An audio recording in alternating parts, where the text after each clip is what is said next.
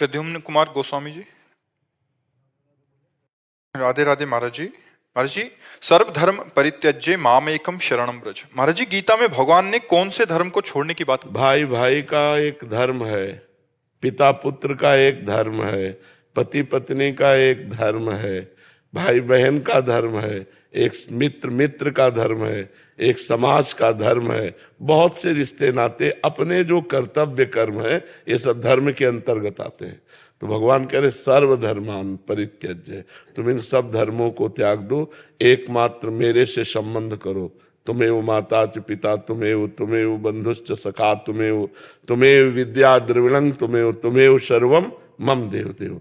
जो भी संबंध मानो भगवान से मानो और भगवान का सुमिरन करो, भगवान की शरण में रहो। तो कहते हैं अहम त्वाम सर्व पापेभ्यो। सर्व का तात्पर्य है संचित कर्म जो जमा है, हमारे प्रारब्ध जो आ रहे हैं, क्रियमाण जो नया कर रहे हैं। अहम त्वाम सर्व पापेभ्यो मोक्षयिष्यामि मा शुचः। मैं तुम्हें समस्त पापों से मुक्त करके परम पवित्र कर दूंगा। तुम समस्त धर्मों का त्याग कर केवल मेरे को स्वीकार करो। भगवान को स्वीकार करना भागवत धर्म है। त्यज लोक धर्मान, लोक धर्मों का त्याग करके भागवत धर्म को स्वीकार करो, भगवान की शरण में हो जाओ, भगवान का चिंतन करो, तो भगवान तुम्हारे सारे पापों को नष्ट कर देंगे। पाप ही दुख देने वाले हैं, अर्थात तुम्हारे सारे दुखों का नाश हो जाएगा। समझ पाए किसका प्रश्न था? तो आप समझ पाए जी। अंकिता गोस्वामी जी, गुना मध्य प्रदेश से। राधे राधे महाराज जी। महाराज जी, अपनी इच्छा शक्ति कैसे दृढ़ करें? अध्यात्म बल से। जब तक भगवान का भजन नहीं होगा तब तक अध्यात्म बल नहीं होगा, और अध्यात्म बल के बिना निश्चय नहीं पक्का होता। जैसे भीष्म जी का अध्यात्म बल पक्का है, तो एक बार व्रत ले लिया अखंड ब्रह्मचारी रहूंगा, तो जीवन में कभी नहीं तोड़ा। तो हमारा जो निश्चय, हमारी जो इच्छा शक्ति परिपक्व दृढ़ हो, उसके लिए हमें नाम जप चाहिए। नाम जप के लिए पवित्र आहार चाहिए। पवित्र आहार के लिए धर्म पूर्वक कमाया हुआ धन होना चाहिए। धर्म जानने के लिए शास्त्रों का स्वाध्याय होना चाहिए, सत्संग सुनना चाहिए। तो शास्त्रों का स्वाध्याय, सत्संग और धर्म के द्वारा कमाए हुए अन्न से अपने उदर का पोषण और नाम जप, इससे सब ठीक हो जाएगा। निश्चयात्मिका बुद्धि हो जाएगी, परमात्मा ज्ञान हो जाएगा, इच्छा शक्ति प्रबल हो जाएगी, जो हम सोचेंगे वो होने लगेगा।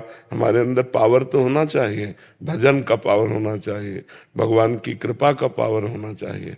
तो हम जब तक शास्त्रों का स्वाध्याय नहीं करते तो हमें पता नहीं होता क्या करना चाहिए क्या नहीं करना चाहिए। तो अधर्म बन जाता है, अधर्म जो हमारी बुद्धि को भ्रष्ट कर देता है। और जब हम शास्त्र सम्मत, संतजनों के सम्मत आचरण करते हैं और भगवान का भजन करते हैं, तो हमारी आध्यात्मिक शक्ति बढ़ती है। तो हम जो सोचते हैं वो मंगलमय सोचते हैं और वो मंगलमय हो ही जाता है। और जब हमारी बुद्धि अपवित्र होती तो अमंगलमय सोच करते हैं, अमंगल भी हो जाता है।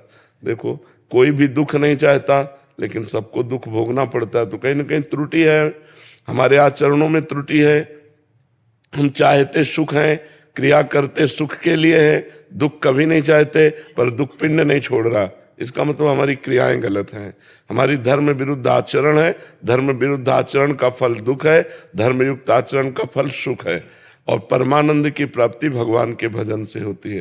तो दुख सुख दोनों से ऊपर उठकर परमानंद में हमारी वृत्ति रहे, इसलिए हमें हर समय नाम जप करना चाहिए।